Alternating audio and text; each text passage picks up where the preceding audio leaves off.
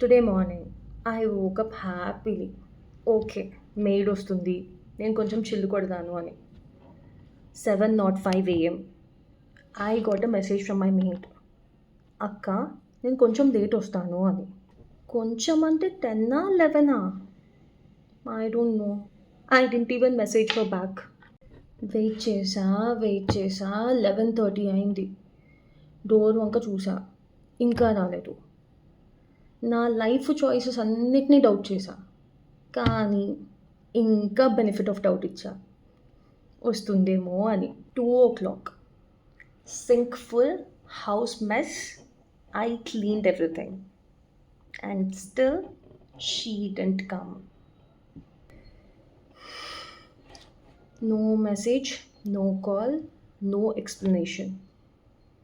And tomorrow she will come and she will be like, అక్క, నిన్న చెప్దాం అనుకున్నాను అక్క, ఫోన్ ఛార్జింగ్ లేదు.